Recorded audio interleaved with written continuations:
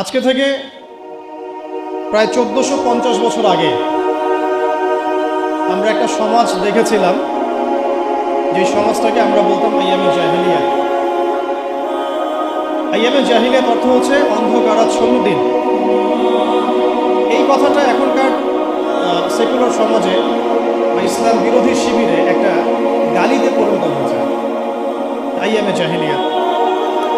কখন আমরা প্রশ্ন করি না যে কেন আমরা সেই যুগটাকে আইয়ামে জাহিলিয়াত বলি, কী কারণে বলি? আসলে কি সেই যুগটা আইয়ামে জাহিলিয়াতের সবচেয়ে বড় যুগ ছিল, নাকি ওই আইয়ামে জাহিলিয়াতগুলো এখনও আমাদের সমাজে আছে? এই বিষয়গুলো আমরা কখনো ভাবি না বা আলোচনা করি না। গল্পের শুরুটা এখান থেকে করছি যে ওই সমাজটাকে আমরা আইয়ামে জাহিলিয়াত বলছি মূলত 5টা কারণে। মনে রাখার চেষ্টা করবো ইনশাআল্লাহ। 1 নম্বর কারণ ছিল শিরক, আল্লাহ পাকের তাওহীদের সাথে, একত্ববাদের সাথে অংশীদার সাব্যস্ত করা, শিরক। আমাদের ইউনিভার্সিটিতে শিরক নামে কোনো চ্যাপ্টার নাই, কোনো ফ্যাকাল্টি নাই। আর কোরআনুল কারীমে আল্লাহ পাক বলেছেন ইন্না শিরকা লাযুলমুন আযীম, পৃথিবীতে সবচেয়ে বড় জুলুমটাই হচ্ছে শিরক। শিরক কি এবং কেন, কত প্রকার, কীভাবে এখান থেকে বাঁচবো, এরকম কোনো ফ্যাকাল্টি আমাদের ইউনিভার্সিটিগুলোর মধ্যে নেই। ব্যাপারটা কি অদ্ভুত না? নবী সাল্লাল্লাহু আলাইহি ওয়াসাল্লাম বলেছেন শেষ জামানায় সবচেয়ে বড় ফিতনা হবে মাসীহুদ দাজ্জাল। মাসীহুদ দাজ্জাল আনফরচুনেটলি সবচেয়ে বড় ফিতনা সম্পর্কে আমাদের কোনো ফ্যাকাল্টি নাই। অথচ নবী সাল্লাল্লাহু আলাইহি ওয়াসাল্লাম বলেছেন যে পৃথিবীতে আদম আলাইহিস সালাম থেকে শুরু করে শেষ নবী মুহাম্মদ সাল্লাল্লাহু আলাইহি ওয়াসাল্লাম উম্মত পর্যন্ত দাজ্জালের চেয়ে ভয়ঙ্কর কোনো ফিতনা আসে নাই, আসবে না। কিন্তু আমাদের কোনো ফ্যাকাল্টি নাই দাজ্জাল কে, কেন, কিভাবে, কোথা থেকে আসে, উৎপত্তি কী, তার ফাংশন কী, তার রোলটা কী হবে, কীভাবে সে ফিতনা ছড়াবে, তার ফিতনাগুলো কেমন হতে পারে, ইত্যাদি ইত্যাদি। তো যেটা বলছিলাম যে বড় বড় বিষয়গুলো নিয়ে আমাদের কোনো ফ্যাকাল্টি নাই। এটা অদ্ভুত না? এই ওয়ার্ল্ডে ইসলামিক ইকোনমিক্স যারা জানেন না বা বুঝেন না, তারা কোনো না কোনোভাবে হারাম খাবেনই খাবেন, কোনো না কোনোভাবে হারামে লিপ্ত হতেই হবে। কিন্তু ইসলামিক ইকোনমিক্স এবং মডার্ন ইকোনমিক্স, যেটা ওয়ার্ল্ড ব্যাংক এবং IMF-এর আন্ডারে চলে, এটার কম্প্যারিজন নিয়ে আমাদের সাবজেক্ট খুব একটা নাই। আজকে আপনারা সবাই স্টুডেন্ট, তাই আমি কিছু একাডেমিক কথা বলবো ইনশাআল্লাহ। শুরুটা গল্প থেকে যদিও করেছি, আমার টপিকটা কিন্তু একাডেমিক। আমরা কীভাবে কনস্ট্রাকটিভ সিলেবাস মেনটেন করে পড়াশোনা করবো বা কীভাবে আমরা জ্ঞানতাত্ত্বিক একটা বিপ্লব সংঘটিত করতে পারি, এটাই মূল উদ্দেশ্য আর কি। একদিনের আপনাদের এই কনফারেন্সে এসে চলে যাওয়াটা আমার উদ্দেশ্য না। উদ্দেশ্য হচ্ছে আপনাদের মধ্যে কিছু মানুষ তৈরি করা, যারা আগামী দিনে এই জায়গাগুলোতে দাঁড়াবেন, কথা বলবেন, জাতিকে নেতৃত্ব দেবেন ইনশাআল্লাহ। আপনাদের উদ্দেশ্যটা কি? একটা প্রোগ্রাম অ্যারেঞ্জ করাই কি উদ্দেশ্য? আপনাদের লক্ষ্যটা কি? নিঃসন্দেহে এটা একটা সূচনা, এটা নিশ্চয়ই শেষ নয়, এটা একটা সূচনা ইনশাআল্লাহ। আল্লাহ পাকের কাছে শুকরিয়া যে আল্লাহ পাক সূচনাটা আমাদের হাতে করার তৌফিক দিয়েছেন। এটা আল্লাহ পাক রহম করে আমাদেরকে তৌফিক দিয়েছেন, এখানে আমাদের কোনো ক্রেডিট নাই। লা হাওলা ওয়ালা কুওয়াতা ইল্লা বিল্লাহ, লা মালজা ওয়ালা মানজা মিনাল্লাহি ইল্লা ইলাইহি। তো আইয়ামে জাহিলিয়াত কেন বলি ওই যুগটাকে? কারণ সে যুগে শিরক ছিল 1 নম্বর মৌলিক সমস্যা, যেটা এখনকার বিশ্বে সবচেয়ে বড় গ্লোবাল মৌলিক সমস্যা। এখনকার শিরকটা শুধু ধর্মতাত্ত্বিক না, এখনকার শিরকটা হচ্ছে পলিটিক্সের শিরক আছে, ইকোনমিক্সের শিরক আছে, কালচারের শিরক আছে, আপনার বিধর্মীদের মধ্যে তো আছেই। এছাড়াও আমাদের যে পড়াশোনার যে সিস্টেম, এডুকেশন যে প্যাটার্ন, এখানেও শিরক আছে। আস্তে আস্তে আমি ধরাই দিচ্ছি ইনশাআল্লাহ। তো তখনকার শিরকটা ছিল একটা সাময়িক প্রেক্ষাপট, একটা ক্ষুদ্র পরিসর। এখনকার শিরকটা হচ্ছে গ্লোবাল। এটা যদি আপনি ফাইন্ড আউট করতে না পারেন, ইন্না শিরকা লাযুলমুন আযীম, এর মধ্যে পড়ে যাবেন। আর সূরা মাঈদার মধ্যে অন্য একটা আয়াতে আল্লাহ পাক বলেছেন যে ব্যক্তি মানে শিরকে লিপ্ত হচ্ছে, ইন্নাহু মান ইউশরিক বিল্লাহ ফাকাদ হারামাল্লাহু আলাইহিল জান্নাহ, আল্লাহ পাক তার জন্য জান্নাতকে হারাম করে দিয়েছে। নাউযুবিল্লাহ। যে ব্যক্তি শিরকে লিপ্ত হচ্ছে, আল্লাহ পাক তার জন্য জান্নাতকে হারাম করে দিয়েছে। ওয়া মাওয়াহুন নার, তার জন্য আবাসস্থল হবে জাহান্নাম। ওয়া মা লিয-যালিমিনা মিন আনসার, জালেমদের জন্য কোনো সাহায্যকারী নেই। এখানে শিরকারী ব্যক্তিকে আল্লাহ পাক জালেম বললেন, কারণ ইন্না শিরকা লাযুলমুন আযীম, এই জন্য। এছাড়াও সূরা নিসা যদি আপনারা পড়েন, আপনারা দেখবেন আল্লাহ পাক একাধিকবার বলেছেন যে ইন্নাল্লাহা লা ইয়াগফিরু আন ইউশরাকা বিহি, আল্লাহ পাক তার সাথে শিরকের গুনাহটা মাফ করেন না। ওয়া ইয়াগফিরু মা দুনা যালিকা লিমান ইয়াশা, আল্লাহ পাক এছাড়া যে কোনো গুনাহ যাকে ইচ্ছা মাফ করতে পারেন। যত বড় গুনাহ আমরা করি না কেন আল্লাহ পাক মাফ করতে পারেন ইনশাআল্লাহ। কিন্তু শিরকের গুনাহ নিয়ে কেউ যদি কবরে চলে যায় নাউযুবিল্লাহি মিন যালিক, তাহলে এটা ক্ষমা হবে না, এটা স্পষ্ট। তাহলে এটা নিয়ে আমাদের কনসিয়াস থাকা উচিত ছিল, কিন্তু আনফর্চুনেটলি আমাদের 15 বছরের শিক্ষা সিলেবাসে শিরক নামে কোনো কিতাব নাই। পড়েছেন কি কখনো? পরীক্ষা দিয়েছেন? Assignment private? সুবহানাল্লাহ। মুসলিম কান্ট্রির শিক্ষা ব্যবস্থা আস্তে আস্তে আসতেছে ইনশাআল্লাহ। শুরুতেই গলা টিপে ধরা যাবে না, তাই না? আস্তে আস্তে ইনশাআল্লাহ। দ্বিতীয় প্রবলেম ছিল রিবা। রিবা রিবা মানে কি? মাশাআল্লাহ, আপনারা তো জানেন। তো তখনকার সুদটা ছিল আবু জেহেল আবু লাহাবদের দারুন নাদওয়া কেন্দ্রিক। দারুন নাদওয়া মানে হচ্ছে তৎকালীন সময়কার পার্লামেন্ট আর কি, এখনকার অনেকটা ইউনাইটেড নেশনসের মতো। সরাসরি নামটা নিলাম কেন? কারণ দারুন নাদওয়া যা হতো ইউনাইটেড নেশনস এখন তাই হয়, কোনো পার্থক্য নেই।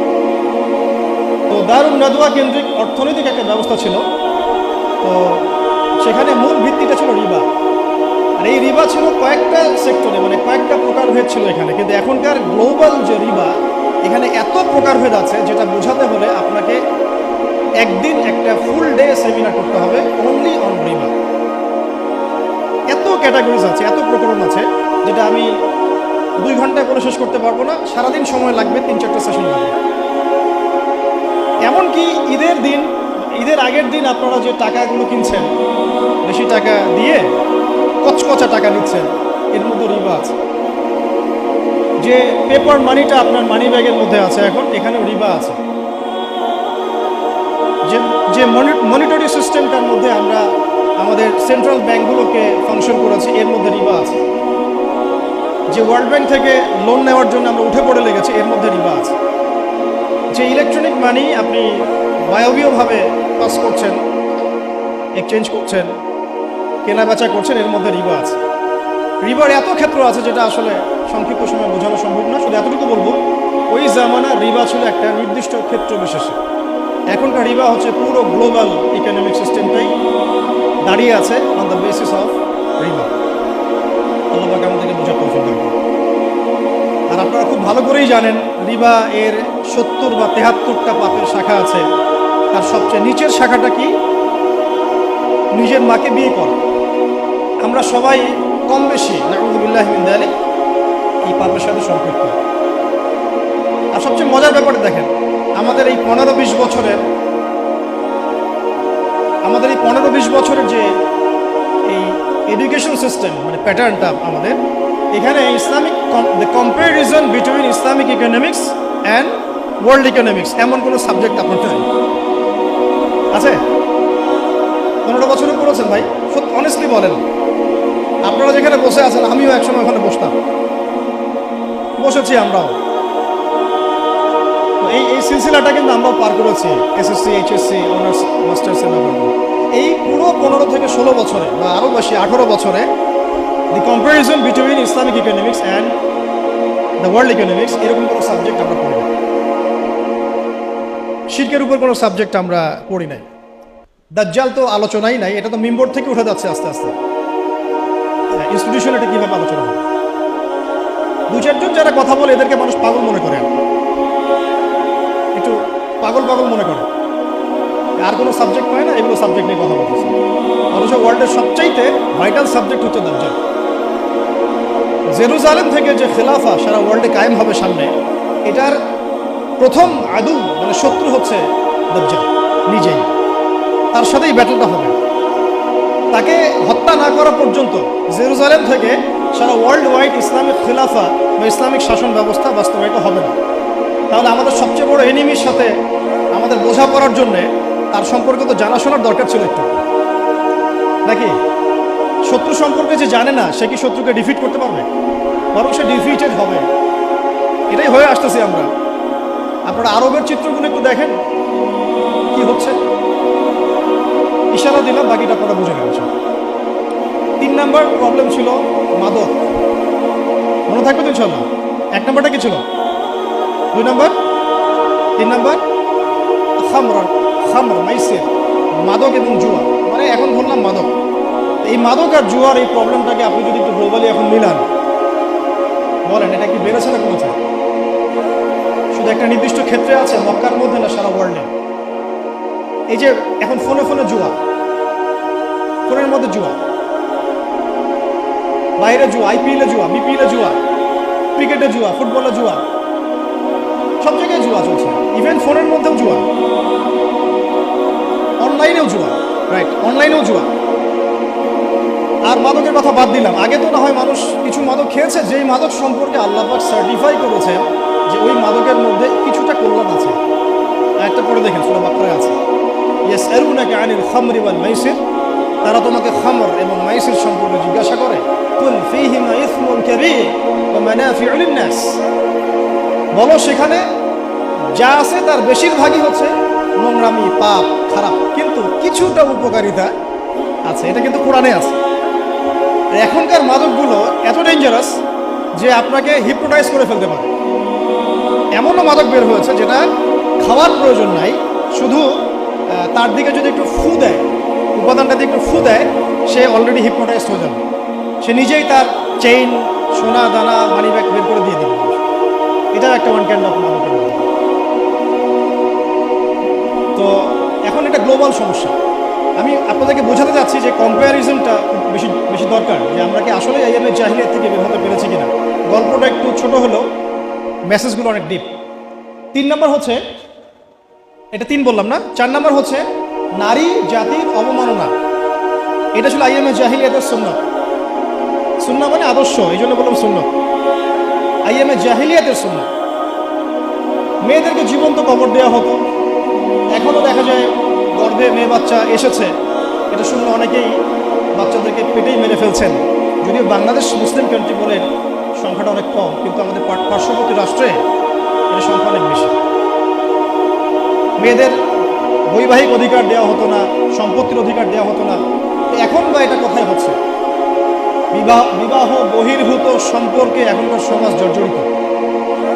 জিনা এখন সমাজে প্রকট, ব্যভিচার প্রকট। এখনকার সমাজে মেয়েদের সম্পত্তির অধিকার পর্যন্ত আমরা নিশ্চিত করতে পারি নাই। এমনকি শিক্ষার অধিকারটুকু কিন্তু অনেক ক্ষেত্রে নিশ্চিত হয় নাই।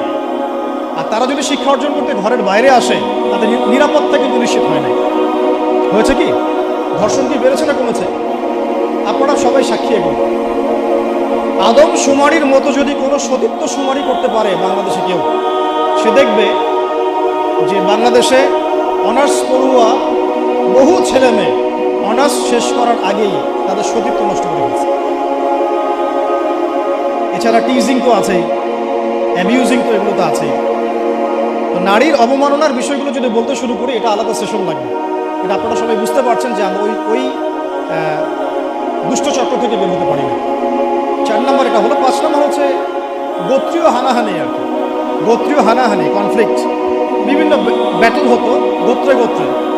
এটা আইয়ামে জাহিলিয়াতের মধ্যে ছিল। এখন এই গোত্রীয় হানাহানিটা কিন্তু পলিটিক্যাল দ্বন্দ্ব, গ্লোবাল অ্যাসপেক্টসে এই যে যুদ্ধ বিগ্রহগুলো, এইগুলো তো রূপ নিয়েছে। কোনো অংশে কমে নাই, কিন্তু বেড়েছে।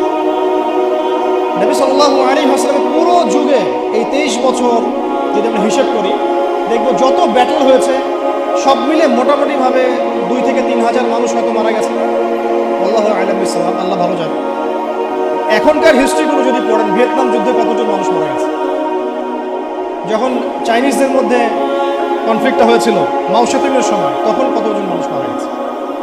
রাশিয়ানদের, সোভিয়েতের সময়, ওই বিপ্লবের সময় কতজন মানুষ মারা গেছে। আচ্ছা, ফার্স্ট ওয়ার্ল্ড ওয়ারে আসেন, কতজন মানুষ মারা গেছে। সেকেন্ড ওয়ার্ল্ড ওয়ারে আসেন, কতজন মানুষ মারা গেছে। কতজন না, কত কোটি।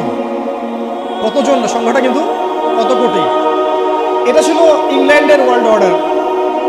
ইউএসএর যে ওয়ার্ল্ড অর্ডার, যখন সে পৃথিবীতে আসছে অ্যাজ এ রুলিং স্টেট, তখন সারা বিশ্বে যত যুদ্ধ বিগ্রহ হয়েছে, এর মধ্যে কত লক্ষ কত কোটি মানুষ মারা গেছে।